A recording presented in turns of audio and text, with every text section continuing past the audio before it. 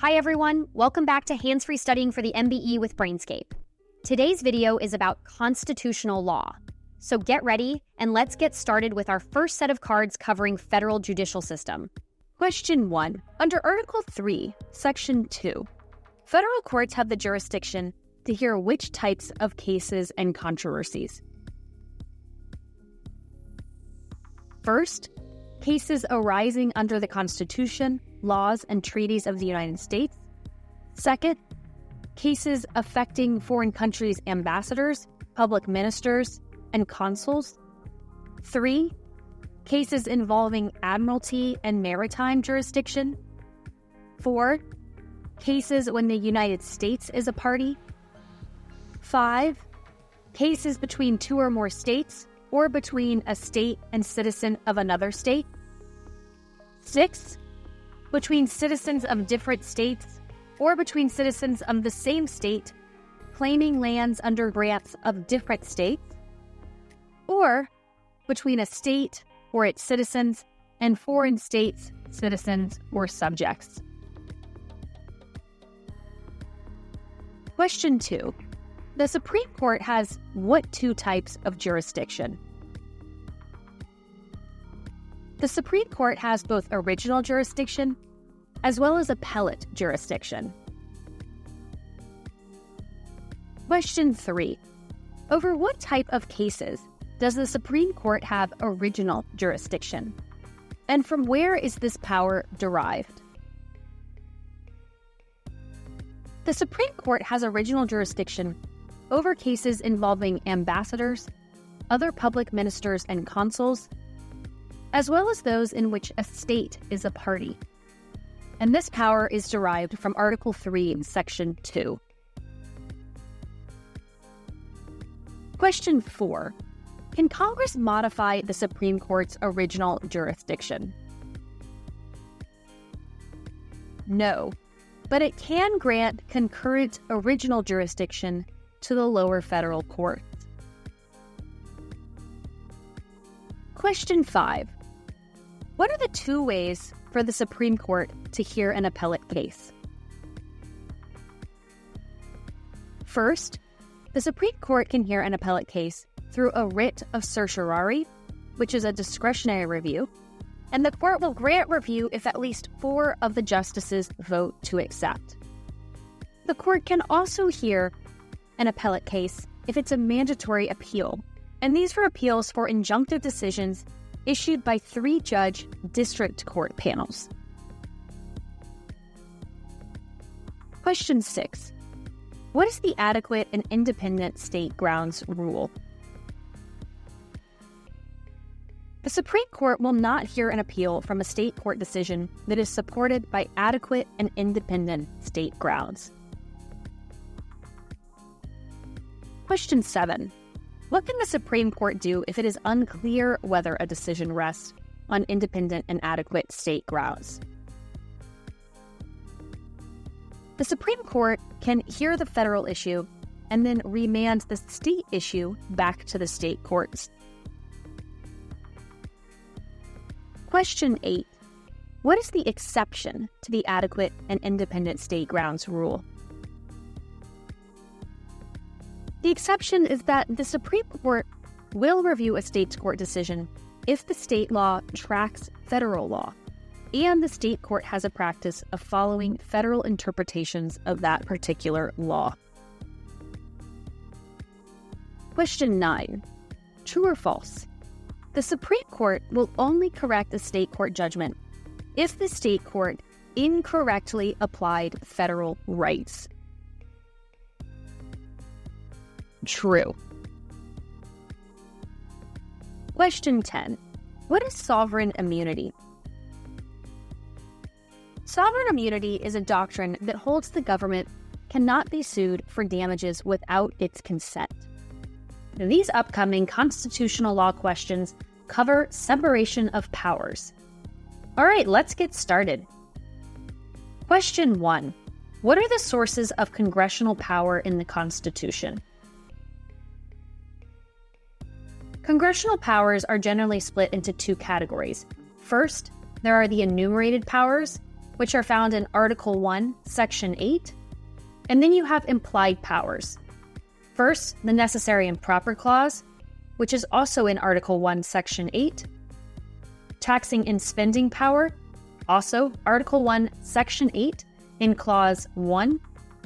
And then the Commerce Clause, Article 1, Section 8, Clause 3. Question 2. Does Congress have federal police power to promote the general welfare of the states? No. This will almost always be the wrong answer on the MBE. Question 3. What is the necessary and proper clause? The necessary and proper clause allows Congress to enact any legislation necessary to carry out its enumerated powers. Remember, it is not an independent source of power. It is only to be used in conjunction with an express congressional power. Never pick this as a freestanding power of Congress on the MBE. Question 4. What does the Commerce Clause give Congress the authority to regulate? The Commerce Clause gives Congress the authority to regulate two broad categories: interstate commerce and intrastate commerce. For interstate commerce, it allows Congress to regulate channels, instrumentalities, articles moving in interstate commerce, and any activities that substantially affect interstate commerce. For intrastate commerce, Congress can regulate economic activities that substantially affect commercial activity in the aggregate. They can also regulate non-economic activities that substantially and directly affect commercial activity. And this last one has a much higher burden. Question 5. What does commerce mean? Commerce covers the majority of activities between two states. It could be watching TV, the radio, traffic, crops, marijuana, etc. Question 6. What is Congress's tax power?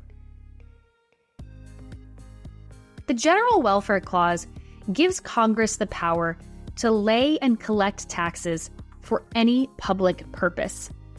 This is in Article 1, Section 8. And the government does not have a burden to show a compelling purpose for the tax. Question 7. What is the only requirement for a general tax to be valid? The only requirement for a tax to be valid is that it must raise revenue. Question 8. Can Congress regulate via its taxing power? Yes, a tax can be used to achieve a regulatory purpose as long as the tax is reasonably related to raising revenue, and this is a low burden. Question 9. What is an indirect tax? An indirect tax is one that is paid by a consumer to a business or intermediary who then pays the tax to the government. For example, import duties, sales tax, cigarette tax, these are all examples of indirect taxes. Question 10. What is required for an indirect tax to be valid? In order to be valid, an indirect tax must be geographically uniform in every single state in which it exists. Remember that it does not need to exist in every state, but it must be uniform in the states in which it does exist to be valid. These upcoming constitutional law questions cover executive power. Okay, let's get started. Question 1. What are the main powers of the president? Found in Article 2, Section 1, the main powers of the president are enforcement of laws, commander-in-chief, appointment powers, removal powers, pardon powers, and the power to veto. Question 2. What are the president's appointment powers? The president can appoint high-level officers with the advice and consent of the Senate. Question 3. What are inferior officers and how can they be appointed? Inferior officers are officers whose work is supervised by superiors that were appointed by the president and confirmed by the Senate. Congress can delegate power to appoint inferior officers to either the president, who can then appoint them without the approval of the Senate, to the courts, or to heads of executive departments. Question 4. Can Congress directly appoint federal executive officers? No. Congress cannot appoint officers of the United States. In other words, officers with enforcement or administrative powers. Question 5. Can Congress remove an executive branch official? Only by impeachment. You're doing awesome. Let's take a quick study break to remind you that it's important to space your studies over time. A little bit every day, starting very early, is way better than cramming at the end. Now, let's get back to questions 6 through 10. Question 6. What are the president's removal powers? The president can remove high-level executive appointees without cause. There is an exception, however.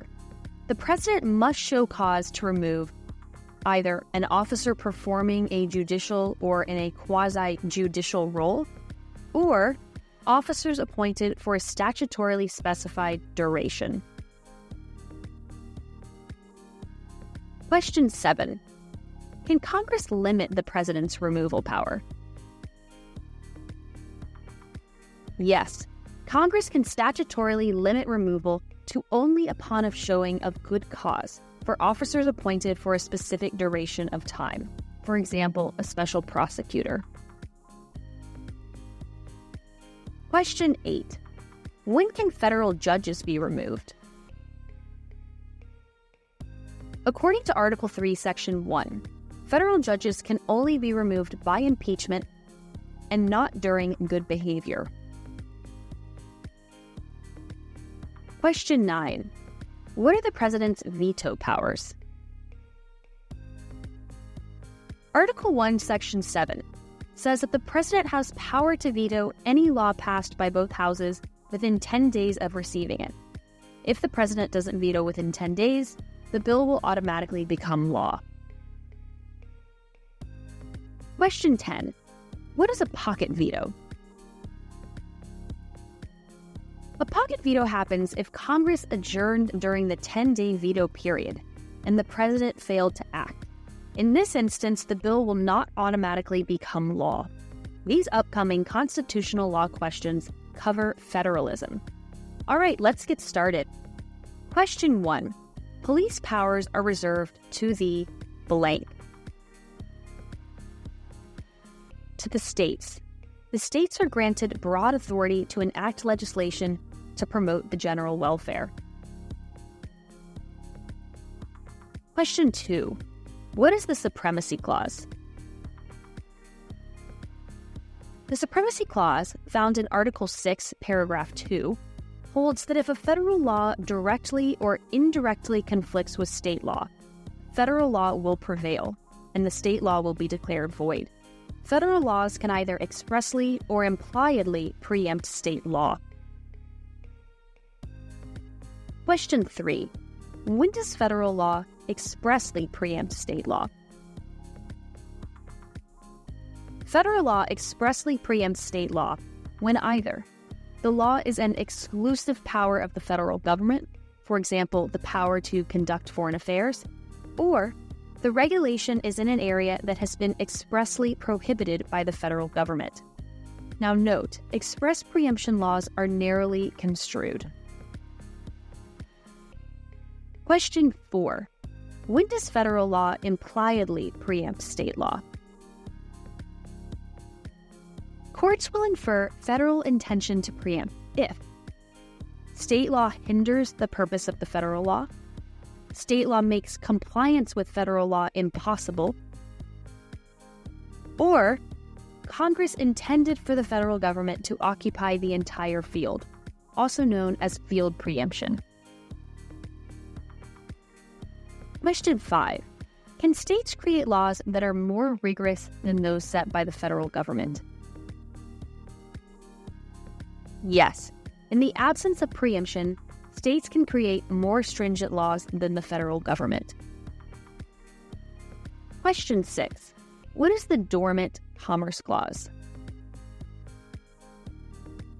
The Dormant Commerce Clause holds that since Congress has exclusive power to regulate interstate commerce, states are prohibited from discriminating against or unduly burdening interstate commerce, even if Congress has not explicitly regulated that activity. Question 7. When does a state regulation violate the Dormant Commerce Clause? The regulation can violate the Dormant Commerce Clause if the regulation discriminates against out-of-state commerce, unduly burdens interstate commerce, or regulates wholly out-of-state activity. Question 8. When does a regulation discriminate against out-of-state competition? It discriminates when it promotes the economic interests of its own residents at the expense of out-of-staters. For example, imposing requirements on out-of-state companies but not on in-state companies. Question 9. Under the Dormant Commerce Clause, when are regulations that discriminate against out-of-staters valid?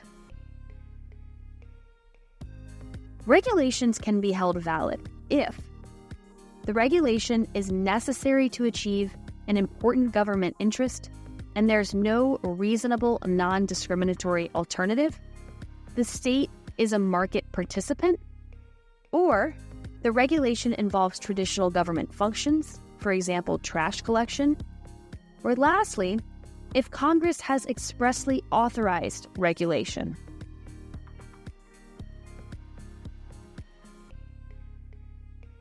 Question 10. If a regulation is non-discriminatory, it may nonetheless be struck down if it unduly burdens interstate commerce. These upcoming constitutional law questions cover due process and fundamental rights. Okay, let's get started. Question 1. Does the Constitution protect against wrongful conduct by the government or by private citizens? The Constitution protects against wrongful conduct by the government. However, there is an exception, and this can happen if the individual is performing a task traditionally performed exclusively by the state, or if the individual and the government are excessively intertwined. Here, the government must affirmatively encourage, facilitate, or authorize the activity to constitute sufficient entanglement. Question 2. What are the 3 main powers Congress can use to limit discrimination by private citizens? Congress can use either the 13th Amendment, the Commerce Clause, and its federal purse power. Question 3. Who does the Bill of Rights apply to? The Bill of Rights applies to the federal government, as well as the states via the 14th Amendment Due Process Clause. Question 4. Which provisions of the Bill of Rights are not incorporated to the states? There are 3 main ones: the 3rd Amendment, the 5th Amendment, and the 7th Amendment. Question 5. What is the reverse incorporation doctrine? This holds that the Equal Protection Clause is incorporated to the federal government via the Due Process Clause of the Fifth Amendment. And let's take a quick study break to remind you to drink plenty of water. Remember that your brain is so much better able to learn and retain knowledge when it's fully hydrated. So take a big sip and let's get ready for the next 5 questions. Question 6. What is the test for strict scrutiny?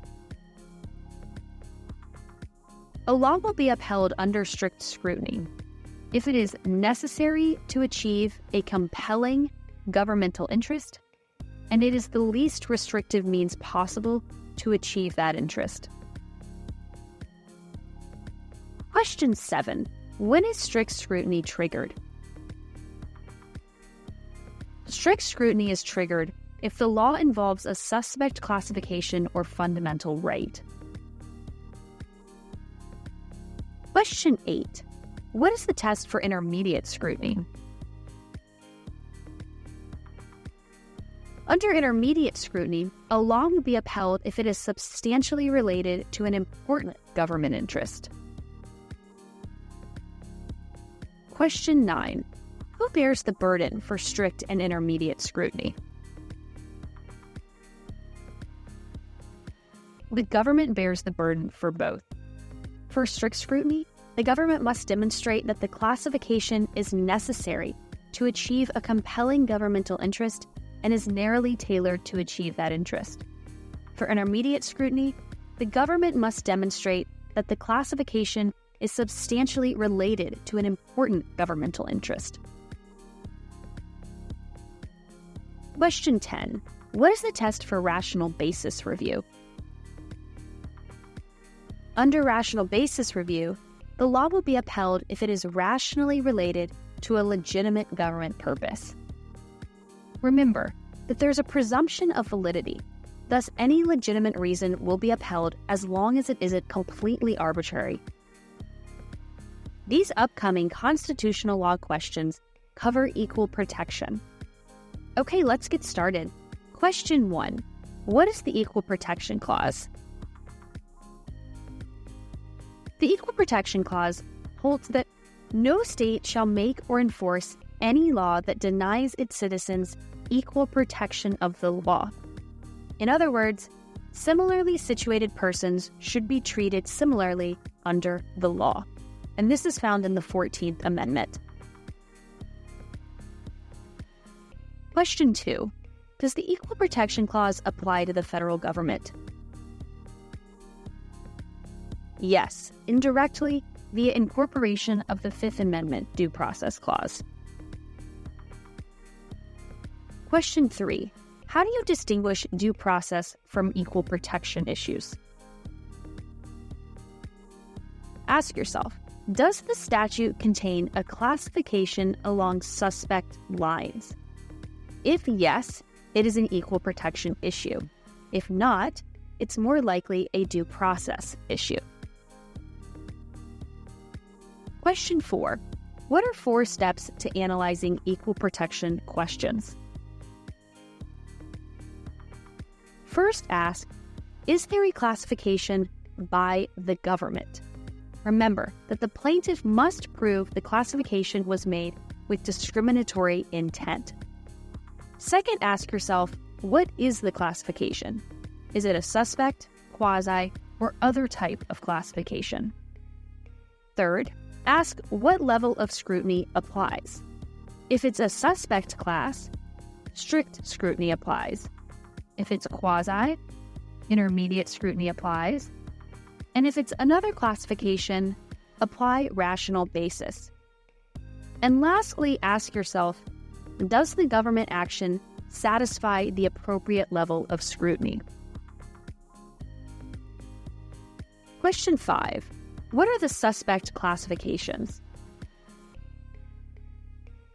There are 4: race, alienage, religion, and national origin. Remember that these are always subject to strict scrutiny. Suspect classifications will almost always be fatal for this reason. Question 6. What are the quasi-suspect classifications? gender, and legitimacy. Remember that for these you apply intermediate scrutiny. Question 7. What are non-suspect classifications?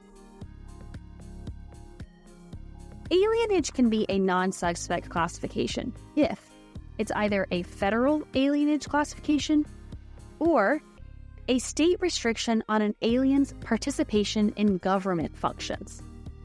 The other ones are age, wealth, sexual orientation, disability, and any other classification that's not governed by strict or intermediate scrutiny. And remember that these fall under rational basis review. These will almost always survive an equal protection challenge unless they're motivated by an animus towards the particular group. Question 8. What are 3 ways that a plaintiff can show that a classification is discriminatory? The plaintiff can either show that the classification is discriminatory on its face, meaning that the text of the law itself is unconstitutional. They also can show that the classification is facially neutral, but discriminatory as applied, meaning that it's discriminatory in its application. This requires proof of both discriminatory intent and discriminatory effect. And lastly, the plaintiff can show that there is a discriminatory purpose or motive. The plaintiff must show proof of a discriminatory purpose. Question 9. What is de jure segregation? This is an intentional segregation imposed by law. This is subject to strict scrutiny.